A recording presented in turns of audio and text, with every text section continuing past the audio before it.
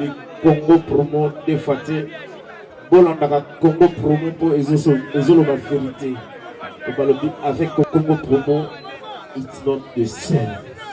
C'est pas pareil. Rafidendo. Check. Igela coiffe ikote. Papa na Kerouan, éternel Kenaya. Kanda, taba, ikote. Sensi. Nganda taba. Fenenene. Nganda taba. Chez Hugues la coiffe ikote. Papa na Kerouan, éternel Kenaya. Au 174 avenue Aristide Briand, 93 320, les pavillons sous bois. À la petite porte à gauche, association Hugues Ikoté.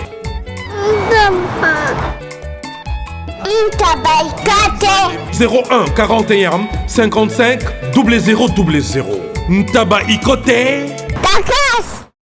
Descartes Construction et yeah! Fini l'inquiétude pour la réalisation de vos constructions de rêves en RDC au prix imbattable. Grâce à votre entreprise installée en RDC uniquement pour vous, spécialisée en construction, réfection, bâtiments, immeubles, vente de terrains, travaux publics avec les ingénieurs architectes qualifiés au prix incroyable. L'escart construction est aussi spécialisée en luminosité des bâtiments et éclairage public. Installation des systèmes d'alerte, intrusion pour des maisons et véhicules et tous d'autres services. Nous acceptons aussi les paiements par tranche au prix incroyable. Pas d'hésitation avec Descartes Construction. Vous serez jamais déçus. Pour tout contact, notre email est descartesconstruction@gmail.com. Notre numéro de contact plus 447 93 92 82 813 et appelez-nous pour Kinshasa plus 243 89 91 56 86 2. Descartes Construction à Tozana Mbongo Moké, opération Tongana RDC. L'agence d'export et d'import Michel Atlantic Shipping et yé bana ya Canada, bana ya USA, bomitungisa lisusuté. Pour tous vos achats et ventes de voitures, pièces de rechange et les accessoires possibles. Na koti na ba koli na bino na Kinshasa, bomitungisa penzate. Please, bakoya koza koli tinandako. Pour tout contact, benga Michel Lukadi. Plus 1 508 371 60 43 USA na Canada. Pour na Kinshasa, benga na plus 243 89 551 30 38. Michelo Atlantic Shipping. Yaboye, Bazuapi. Hugues la coiffe Ikoté. Salon Hugues la coiffe Ikoté. Une machine de transformation des hommes et femmes. Regardez-moi comment je suis. Vilain. Mais attendez, 2 minutes. Bogart.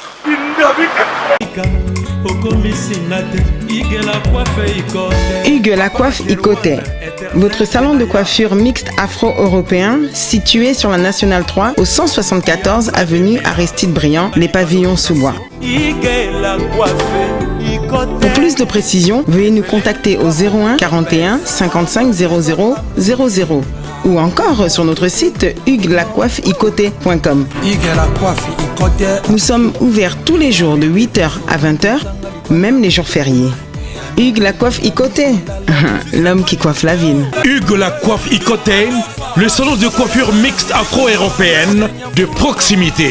Au 174 avenue Aristide Briand, les pavillons sous bois sur la Nationale 3. Un seul numéro, 01 41 55 0000. La beauté de votre chevelure chez votre frère. Hugues la coiffe Ikoté, même père, même mère. Chikicha, chikicha, cha cha. La beauté peut nous changer. Salon Hugues la coiffe Ikoté. Quelle beauté. Sexy pour les femmes, ndindi pour les hommes. Donc, je vois falloir 9 minutes, je vais générer comme un bénéngona, soit ma lungati, crie malunga exact bozo ça kabuya moni ko benga kabuya moni passe bulu ko kabuya zonga eza soni générique mabe bongo qualité son bien té image mabe minutage 9 minutes et belé na biso ko le kana chaîne ni on a déjà essayé on a que job de Marco Zizi bien habité makamo kuto ngado za iloko modi wow 9 minutes soma. Voilà, aujourd'hui ami balé. Mais en fait, il fallait vraiment l'accès qu'il y ait ça Kabouya ma plan pour ne pas générique tout Kabouya boire à tout facilité mais trop Kabouya quitter 9 minutes il y a pas 0 mais quel est le manzanza na manzanza donc il y a mis ça tout fallait trop ma générique et ça m'a li trop absence à Kabouya ezoloba trop je n'ai qu'à ma lili par rapport à générique précédent oh ils ont ma lili trop et là ma lili donc Kabouya a manqué ce message n'a comment pas fallu on a un grand fan mais il faut Kabouya zalawana atika banine de côté musique et singa rapé bongo Kabouya zonga boaka na ceux qui va générique musuza un album et au ça la bien quoi. Voilà. Bonjour mesdames, mesdemoiselles et messieurs, vous que nous suivez depuis partout dans le monde. C'est pour moi un grand honneur de pouvoir vous présenter devant vous. Et voilà, avant de commencer, comme l'actualité nous oblige, avant de commencer, je dirais d'abord bonjour et un grand merci à mon boss, M. Raph Ngindou, les boss américains, et merci beaucoup à Kangi derrière la caméra. Et je fais un coucou au vieux Jojo Ngonda Imen, prêtre et à monastère, Dan Umberto Fayulu. Mes dédicaces à vous. Il n'y a pas pu le roi carte illimitée, Formule Asuka, Bilanga Mbongoli, Bilanga Héros, Bilanga Zanga Suka à dire. José Ndombe, les showman, Batunangatu, Moïse Teka le padre. Mes salutations à vous depuis là où vous me suivez.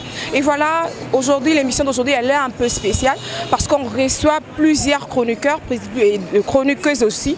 Pour ça, les lopons Nabino critique qui a générique où ils ont primé sur le terrain.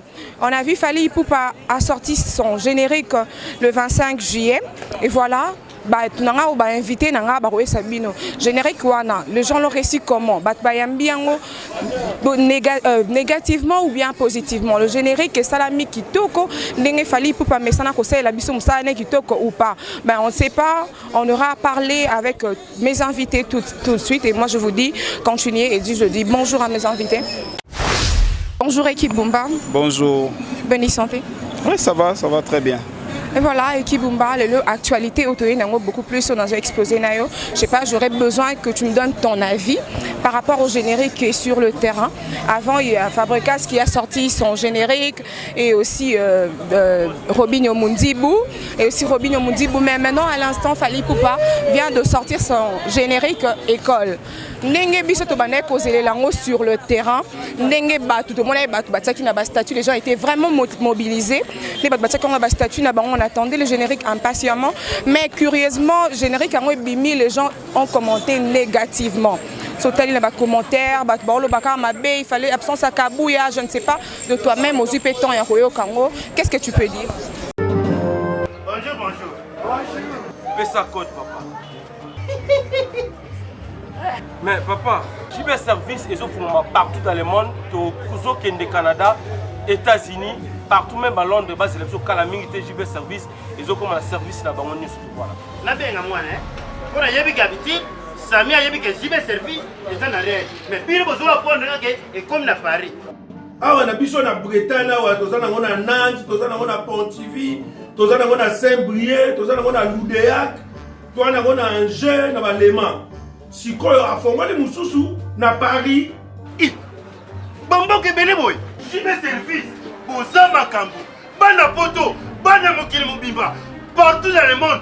Après ça manko na JB Service. Sainte-Thérèse na Chili. Station Sainte-Thérèse na Sibanango en face de la police. Kune bakangi batu. Awa yo kangi koli. JB Service. Ayuna. So Raph Ngindou, félicitations pour la promotion, ça la pour l'artiste. Que Dieu te bénisse. connaît pas demander, il n'y a rien en face. Congo Promo Rafingindu nde naninga mabete Congo Promo Rafingindu aza mutu aza na mbongo boga aza na bakara danger donc ya mutanzalate. En tout cas, félicitations, merci Sito Oumela.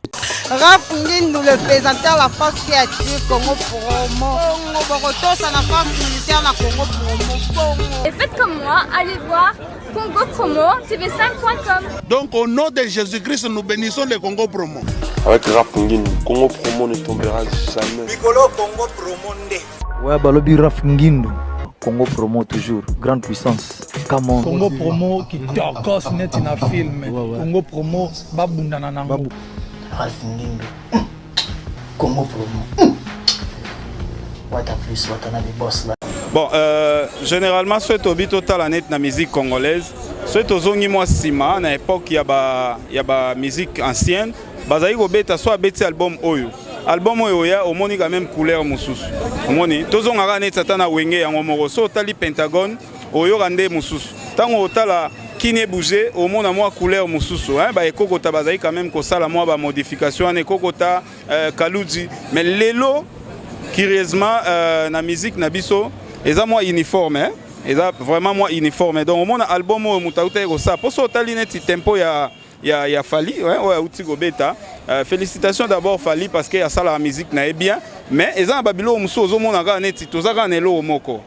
C'est presque bangonyo surtout comme les londengwa so yogi kofi liboso tango ezaki yoga ba bongo ya bongo yoga monde mususu na album o Rolanda moi ba différence wana ezaki mais lelo so yogi okangi miso omona ga lowa eloko moko donc mais certainement pena moi générique qui a fallu actuellement et sali moi boye et zala nango na musique mutaroza ra likolo te et un exemple le roi Redi a mis abeta musique a ba succès lelo Redi a mis abeta pe musique texte ya la rara toujours bien mais succès et za penzate tu vois donc mutaroza ra likolo te surtout ndenga kotina epe na moi ba monde na ya ba UPA bon tam souper ya ngwane roza ligne de raison o sala moi ko kitsa mais coup de chapeau ya Fabregas et puis Robin Omundibu parce que bango baza moi style mo bazo kanga prise moko soka ye na moi lipeka ye na moi likolo nzoto eningana nzoto eningana te likolo eningana donc esali quand même moi congolais azolinga ta mususu koyoka moi loko moko boye voilà mais ko boka ka ba cri normal ndenge zalaka nango ba Bill Clinton bazo sala banani et komi pena moi donc ba mesani nango trop yango ezo sala susu teke mutu pena sentir le générique a fait to ya Fali donc moi ko kita muke ali mais ils en ont makambo ezala. Mais Fali déjà les gens disent que derrière mon baby qu'il est fort en rumba. Peut-être que générique ils ont musala ya animateur beaucoup plus.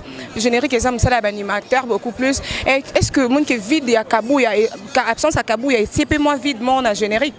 Bon, absence il y a musicien dans quatre orchestre ego ça vide tout comme ego ça vide parce que to s'adaptera ba Bill Clinton balongwa na ba maison mère to pesa par exemple parce que ça musique congolaise ba Bill Clinton balongwa na ba maison mère to mona rapende on a biso ya mukuse wana j'ai oublié les noms Roi David a sala quand même pe hein et sali nango pe normal ba ekangi pe vide donc ba o ba yaki fallait ba bosser quand même plus haut que Kabuya mais malheureusement ba sali pena na moi c'est yango ne sali bongo yango sko et pesi que Kabuya aza moi likolo aza ba mona vide wana ya Kabuya bon toyebi raison unité oyo et sali que Kabuya zalate na monde la musique mambo ya rebelle voilà donc il fallait que Kabuya pa zala nanu pona bazwaki moto azali kolo na été.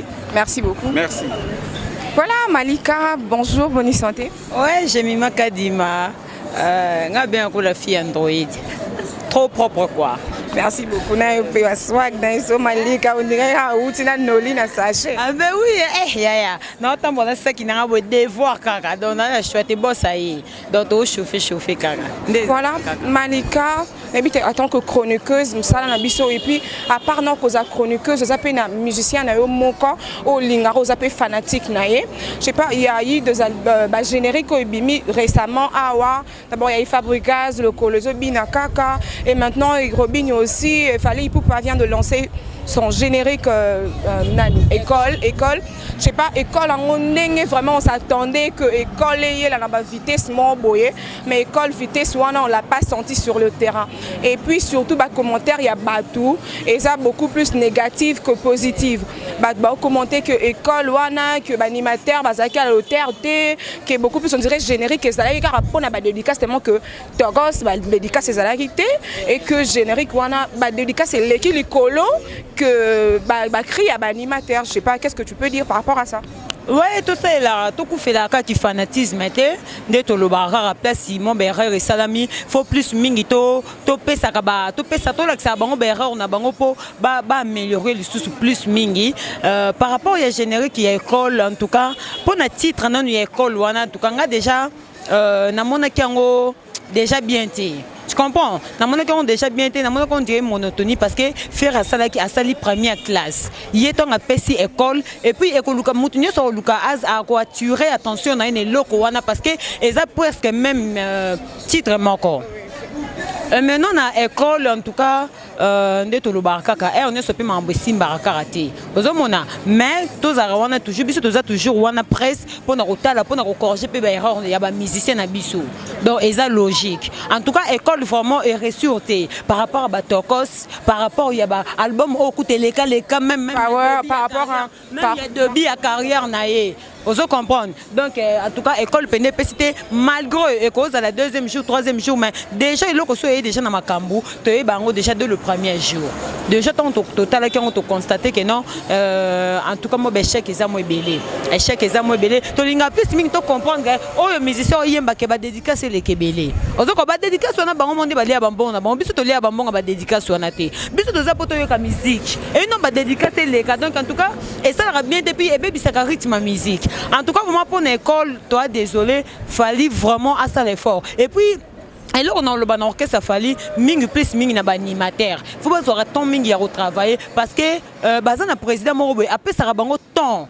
Chaque année que année où tout ça l'album na ba musicien na année où tout ça l'album deux fois après ça tombe sous avant de ça bon une année ba ça la pas album té alors il faut pas avoir temps à retravailler plus donc biso to vendre à tozera que non fallait tombe sous à une année passée à travailler album na ba musicien na été na orchestre na été donc tant to l'album fallait zobi ma photo là on a pression mon boy parce que to bi que ba musicien ba aura temps ya robunda pour ba côté ba générique mais pour na conseil et rosala plus mieux à ça la paix sentiment ya ba fan naé Kabuya mais un peu kozonga nami Kabuya mais Kabuya ba benga ki na studio ba mina studio ngai ba benga Kabuya binazoya yete ouais Kabuya pas comment a gagné l'équipe dolé il pas comment muta mambebele a comment na pe na ba orchestre na mo pas kenda ko répéter na ndenge na ye mais au moins il faut que ça la mingi plus qui fait pour ça ya ba fanatique faut que ça ramène poster ba fanatique Kabuya aka na Kinshasa tozane ka na Kinshasa s'il faut dire que non kotina même ba to luka Kabuya eza logique parce que aza parmi ba animateur oyo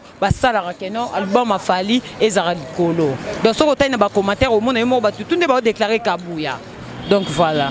C'est que par rapport il y a un générique qui est sur le terrain, je sais pas, ce que ça critique par rapport à Fabregas et Robinho, générique ni pena selon yo bikena et donc ni zabe ki na minute. Au moni Fabro à ça on est générique tout le temps. Maintenant à ça la générique na et ça différent na fali on en loba. Fallait zoka temps pas bête même ba générique na ba musicien na na ba animateur na mais ce que Fabregas a bimisara na na animo ko bête des génériques mais tout ça ka. Donc pour dire qu'il faut que tu aies maïlé, tant que ça le loco, il faut que tu aies plus mingi maïlé na et que tu aies un quartier loco pour bénéficier. Parce que quand tu as un studio, que ça la boue, et ça facilité. Alors tant que ça le loco après sous kanango et puis sur résultat bien té. Tu vois ça décourage. Mais il y a deux génériques peut-être que ce est simbité, il y a mis balé aux anango c'est bon. C'est ça, yango to pesi ba bonne chance.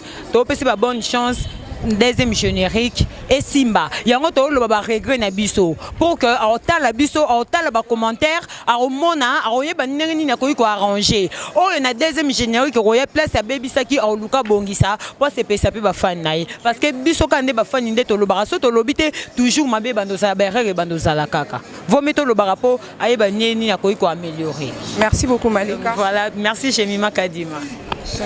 Ouais, j'ai mis mon Bonjour, Bonnie Santé. Ouais, qui tourne par la grâce de Dieu. Voilà. Et là, beaucoup plus de ça. Ah, Lélo, de Sangani, je sais pas, ils ont ni comme par hasard, mais ça ne dérange pas que tout le actualité, où ils ont qui la minute, et il y a des génériques Mikolo récemment, Awa, Fabregas, le Colo Ebinakaka, Robinho Mundibou. Passage, oui. Passage, et puis Robinho Mundibou. Et il fallait maintenant, il fallait Missi Siko école. École, on s'entend, école là, vitesse, morobo. Qu'est-ce que c'est qui école? École, c'est qu'à Tangi Sarabatu. On s'attendait que tout le temps, on soit pénal court. Mais si on est là, on audio, on téléphone, on fanatique, il fallait que chroniqueuse, se plaindre, audio, et puis on l'accent, tout juste à Nasuka, il y a une intervention, on a bino. Je ne sais pas par rapport à Nayo, par rapport à Nayo critique, ni au Kogi Kosala. Bon, au moni. Tout ça la critique. Bon, critique, n'a pas avant en tant que personnage Ebima qui non Fabregas, il n'a pas fait comme les trucs comme il était avant. Il y a Zigida, maintenant le PCP raison. Réchauffement Robinho Mundibo aussi. Très bel clip. Je n'ai pas bien, il souffrit de la promotion. Et puis Ferrego là, c'est sa première classe. Première classe. Mais fallait pour pas autobora école on a lobby. Le 25.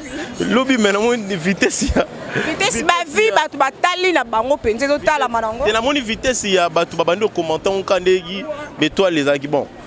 Le grand d'esprit va déranger en cas. Comprendre Fali Fabre sont des grands d'esprit. Et Robinho aussi. Non. Tant Robinho bimé va déranger nan. Mutabande obimsageni ngale boso. Fabre persage bande au dérangeant après ce que bah d'accord. On a vu ce message à capter. Maintenant, Fali l'avait fait sortir hier. Aujourd'hui, bah commentaire bandi tongo me dit pourquoi. On a eu un générique. On a mis tatine ngango de Venabiso Gino. Atinde ngango. On a bande bandi soka. Bon, à critiquer et peut mettre. À critiquer Rosala. Il y a un autre sur le bin non, ma bangé l'équipe trop. Et puis Fali il veut faire quoi? Bon. Bon, album Moussouba Jichango, Karano, pour faire l'album, Ning Baozo, on a voyagé de Bima. Tout est là. Contrôle Bima pour te juger. Pas mal aussi. Je n'ai pas ma bête, ma lame pété, ma nini main. Na tiens na personne beauté na maïs au Fabo. Na félicité parce que yébenda je n'ai pas sur d'accord. Mais tolobi peut-être que générique wana eza mabe. Tolobi jusqu'à que façon biso to bané causer les lango. Et puis yoka attends photo c'est les lango. Na ndenge bon pour ndo c'est le londé. Yoka na ngala pese exemple, yoka ngala pese exemple mon. Na statut na ngai j'ai vu affiche na ngo bimi à école wana. Même jour, na émission, na monata 50 personnes batia école na statut na bon. Thierry Mombaya, Jazz Gavulu, bato belé malika, bango tout batia na statut na bon. Parce que ndenge to bané causer lango. Ndenge to ba pédé oui, ba so ba fan na Fali ba ko kotia. C'est pas fan na Fali, ça n'empêche que batia Maramna Banga qui pédé talibango soit qui lesbienne et talibango mais sur la fan a Fali au tiens. Mais ce qu'on n'est que bané cause là et puis bah commentaire bah bon regretter beaucoup plus Kabouya que Kabouya il fallait qu'il y a que nani tango bah sali pena musala bien té Kabouya il se prend d'abord la tête lui-même oh bah yé moko aboma vinae Kabouya Fali là Lukai Kabouya il a fait 3 jours dans ce doigt Ndiaye mon jeté là on a d'ailleurs Ndiaye batinda batubaga luge mo mele mo bimba Kabouya monana te parce que je n'ai qu'à falloir en ça dans monter pour Kabouya zate bino mo loba fallait tindi batuba luka Kabouya 2 jours ba juillet te parce que fallait vendre boy taille bando le katia on zela za Kabouya pas au boaka fallait tigela Kabouya même na espace dans studio atikali go yate au même côté espace on a lelo il avait place à Kabouya va boaka parce que Kabouya monani na été parce que fallait batu à ça la musique pour na Kabouya. Ozomona to condamné par artiste te batu bazana Kabouya ba PCP conseil la prochaine fois Kabouya tika ba kwiti zala normal sala musalo na logique et puis générique za te ka Kabouya mutarobi ni sa générique et puis générique pe et ça peut problème pe a Fali na ntezana au force ya ba animateur parce que Fali biso todo zela te bi ke rumba todo zela elo na rumba todo zela ba kana secret todo zela banze bobele todo zela Fali sala musala bien. Oui, c'est important, c'est ça. Bon, comme il y a un messano, c'est logiquement fallait bien ça. Pemboko yo, Mais on ne peut pas juger une chose quand on a débit et l'autre il y a 2 jours. On a préféré mieux. Bâti qu'elle a longtemps, total non. On a parce qu'il a longtemps parce que on dit logiquement mboko binaka 2 danses ba bin le coloté ba bin na maboko boy. C'est fali pour pas. Mais ba bin appelle l'IPK. Ah non, l'IPK non moni honte. Mais non moi mingi de bon. Tout ça logiquement, on comprend l'IPK c'est mon frère Robin Mondi pour la ngai on misa ranking. Mais bon, il y a Robin Mondi me forcer aussi pour les promotions, le jeune qui est tellement bon. Mais promotion, ça souffre de promotion, je ne sais pas pourquoi. Robinho fait tellement son travail bien. Et puis Robinho a ça la promotion tellement bien. Je ne sais pas bien. Une bonne clip, Teddyson, la PCB Mbote, mon frère. Il me dit ça, clip. Et puis moi, j'étais là. Je Robinho a ça dans la tournée, je joue dans la sélection Mobimba. J'étais là, dans la showbiz. On a bien. D'accord, on a Robinho Mondi. Mais il souffre de la promotion. Soit qui sont dans la promotion, au monde, je n'ai pas Simba. Pour faire rigoler, la monde fait rigoler à mi pesi makasi, à bini makasi ya. Bini makasi mais générique pe toyo ki pena te. Mais au salagi analyse au tête en générique a fait rebimaki. Mais non, pas parce que par rapport à ma commentaire. Au moins que commentaire il a fait rigoler, attends habitude. Non mais ma commentaire a fait rigoler, moi j'avais pas suivi déjà. Tu as suivi qu'il a fallu pour. Parce que il a fallu pour pas ezaki ce que batu ba même si on a na audio, na yo qui sont batu à la fin na biso na za na audio et belé tellement que les gens ont regretté. Je préfère mieux faire quoi. Tina ba tu veux pas tiner audio ya générique il a fait rigoler. Tant rebimaki pe parce qu'il fallait il fait jour mon rebi mais le bin à 18h. Non dormi 18h t'es pas ça 1h et ça là jour mon quoi. Mais toi dans ba tu combien de nines. Le grand esprit namboko ba fali na ba fable ba grand esprit. Ba na danse oyebini ça. La danse du moment. Oyebini ça bat comme dit maestro Fable.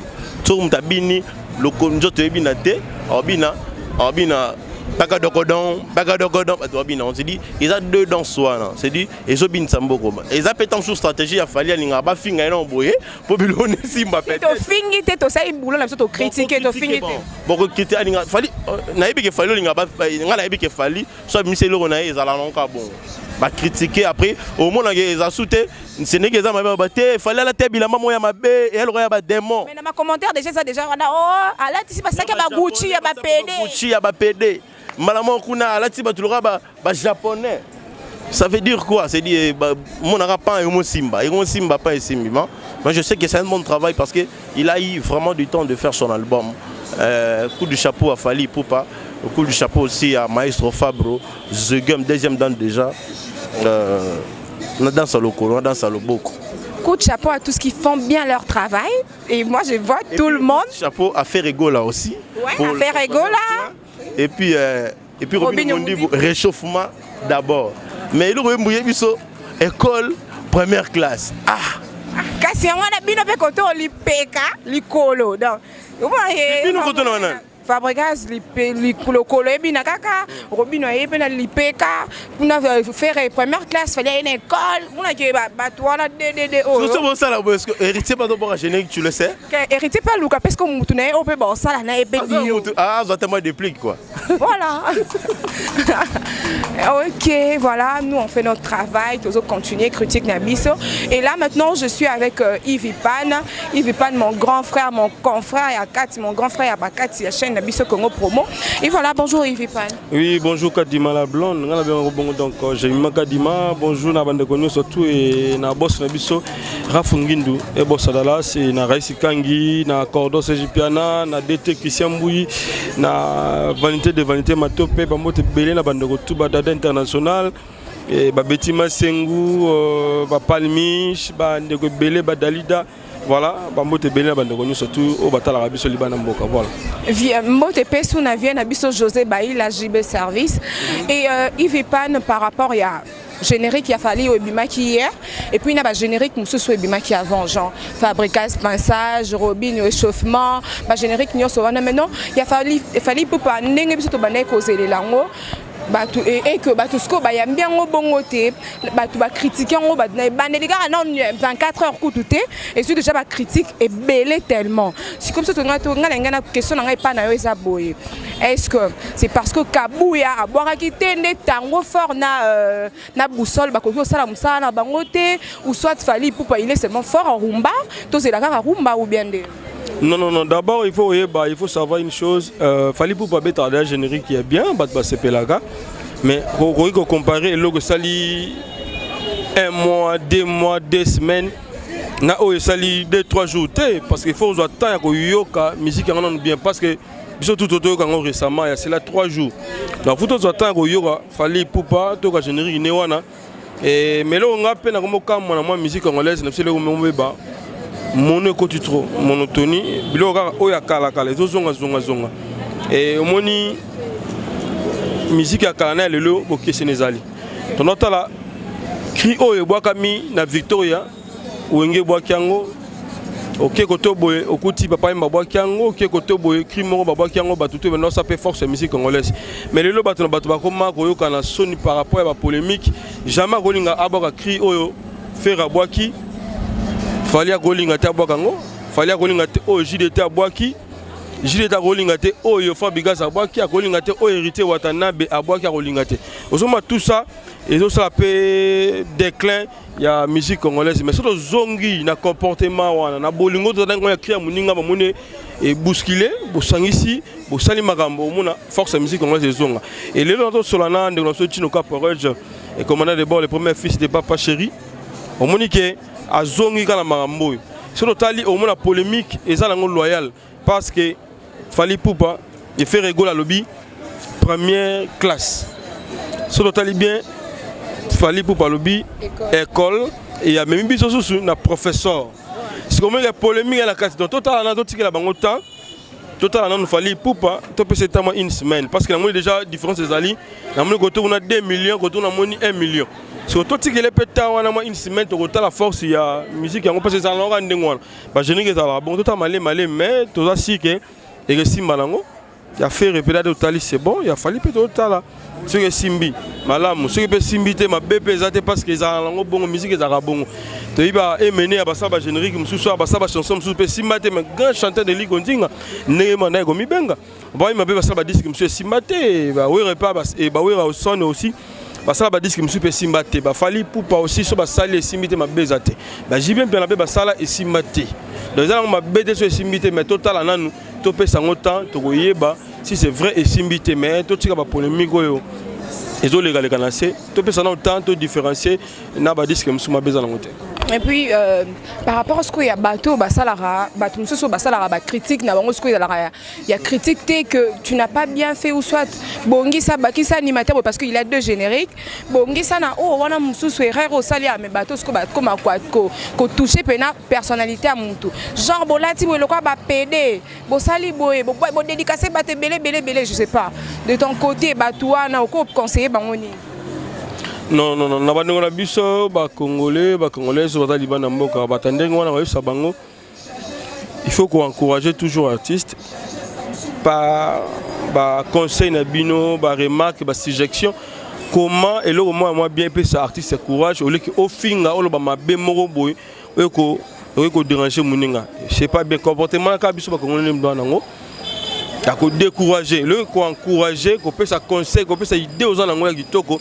Pour que ça la muninga bien et matsa muninga mais biso linga to kitsa muninga susu to pe ça moi déclin la maram donc moi je trouve pas bien na bandoko ba sala ka biso ba biloko mo ndengo donc fali pour pas ngana ko yebisa egara azaka makasi parce que ma musique ezala bongo donc musique ezate oza toujours likolo oza pe boye e amokiti oza pe na CR mo mati to na mona ngo lokola na bazaiko empire bakuba d'abord bato bazali toujours au milieu bamba kitate ba matate bazali toujours au milieu musique na bango jusqu'à maintenant to yoka ngo les gens ma bête ko finga mais boye ba rapper ko encourager bato na musaba osala ko yebisa bango kaka ke remarque moko bien conseil moko bien et ça la bien le ke bo finga bande ko na biso moko et ça bien. OK, merci beaucoup Yves Pan. Merci mais on préféré au chapé bodio wana o bato balobaki et ça la bien et ça la plaisir na ba Dominique qui est mauvais et ça la plaisir aussi na ba le professeur Ndomba si ba José ba il a cyber service ba Jean Moulou était sorti de Bruxelles na ba négociation ba John Louis ba Élisée Belé ba qui c'était le féti papa na Ribal ba Emile Nzema monté mais tous peuple na Mbeto Mali Kelemba na ba Billy Fumuka fondation tous ma venu ba Felin na pang de moi harmonica à cancel le verre parfum monté maman monté papa na biso de l'eau soit dit mais condoléances parce que autobus ça moko na kati ya libotane voilà on est toujours ensemble. Merci beaucoup Yves Plan.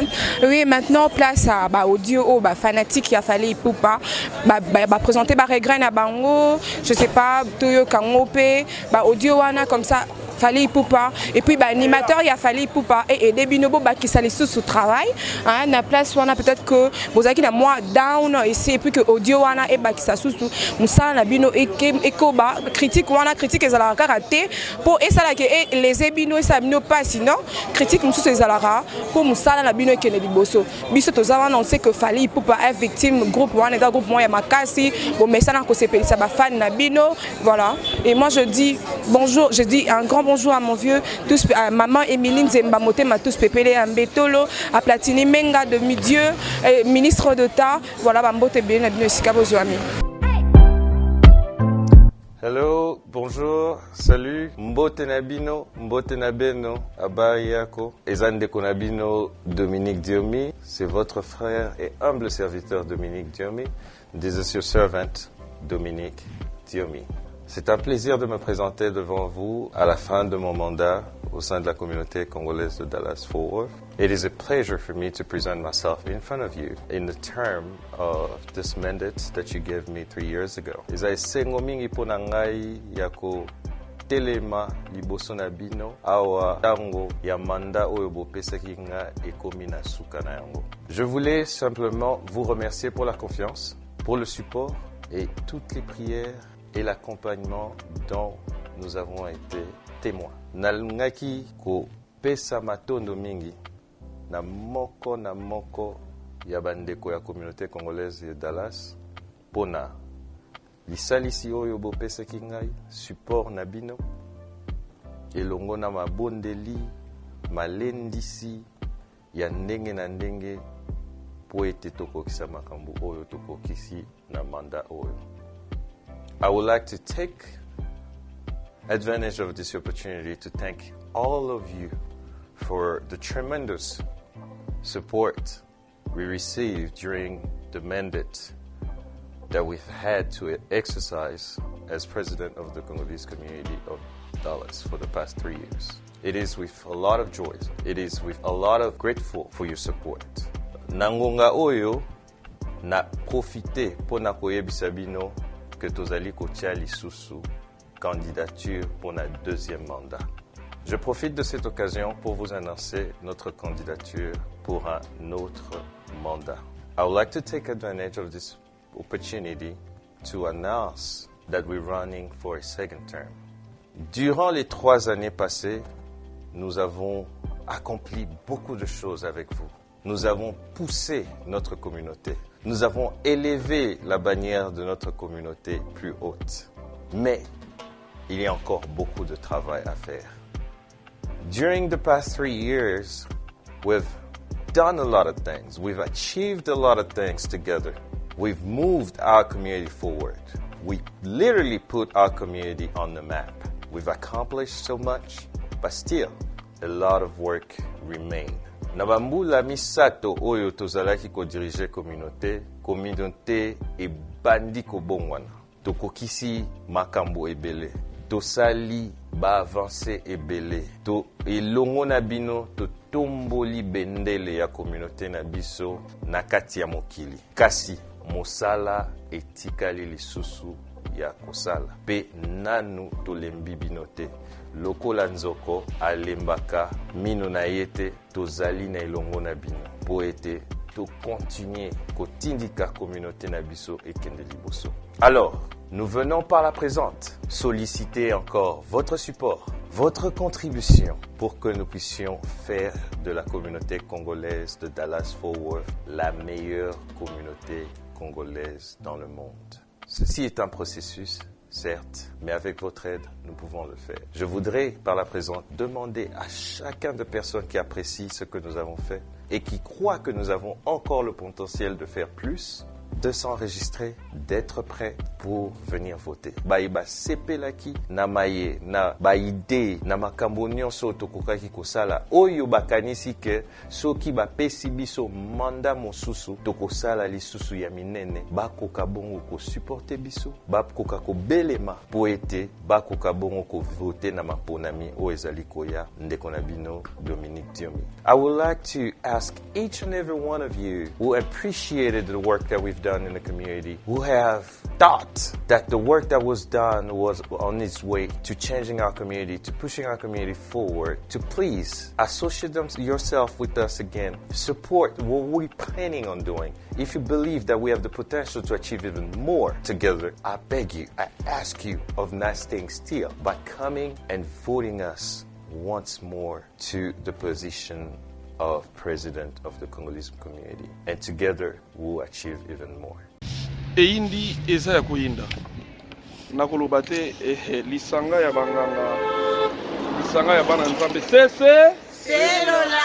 selola toujours pechanga exil moi lilobeke sanga bien babi bana dalasi tozoya na Congo luda wa babi toloba mingi te po tozoya nde musala wa équipe eza costume ba musu bomoni bango to bomona bango babi tozo ko sepelisa bino boloba bolela ki bozela ki biso mingi tozoya vraiment cette fois-ci jamais quoi tozoya bana ba le 5 août bana août nde ba 5 sibaga mbo eza ko yinda toya dinana okoloba te ah oui événement eza ya biso bana août na bana Dallas veut dire tozo fêter ensemble na bino ah oui bana Dallas bosuma ba billet état nyonso ya Amérique bosuma ba billet spectacle ya show et puis tozo ya po ba remettre biso ba trophée na biso o tozo mériter donc tozo bengisa bino nyonso bosoma ba billet partout bisika nyonso bozali Congo Good Award nulle part ailleurs aya et pas Clément Chaud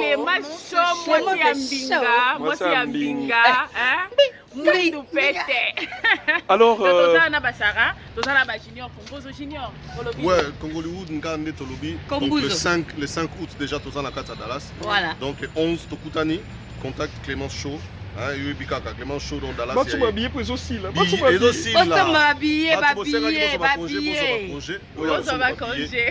voilà les 5 okoma wana na ko fêter anniversaire na ngai mais Sarah Matiala Mantioni Dallas elali pour équipe nationale ndezoya babi tomona mais oyo toyende Dallas bana Dallas biso tokenda na biso partout hein ah oui tout oyo Dallas mais Texas donc Texas ezoyinda bana Dallas ah ben je crois que ça va brûler. L'événement c'est le 11 août. L'événement parce que là on va nous remettre des trophées. We're gonna come very soon to get our own trophy, the awards. Then we are coming to Dallas. Nakoloba mingi te mais événement ezali le 11 août. Ndeza événement mais biso déjà ba les 5. Netika Katrosa là déjà na Dallas rien à dire. Congolwood, bosomba ba billet, bo contacter Clémence Chaud. Bosomba ba billet. Batoupe ya bisika boya parce que ça va chauffer. Mais c'est déjà ka bana Dallas te bana France beto. Bana Belgique, bana Canada, bana Suisse, bana Angleterre.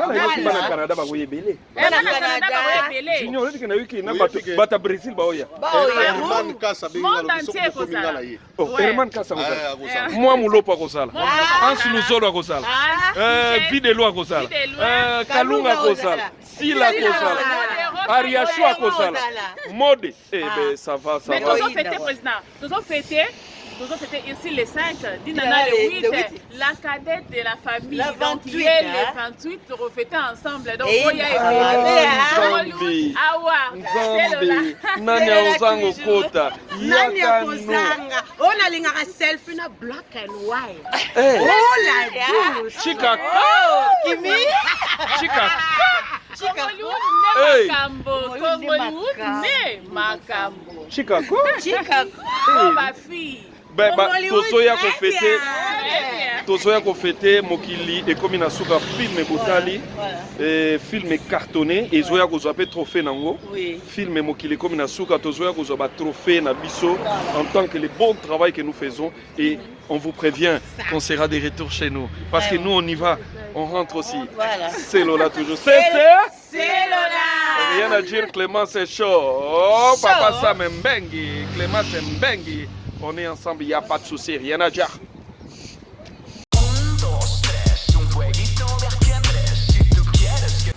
Bonjour à tous, vous êtes sur Congo Promo. Si vous aimez plus de vidéos, cliquez le bouton en bas. Abonnez-vous à masse. Moi, Bérodès, je me suis déjà abonné. Il reste que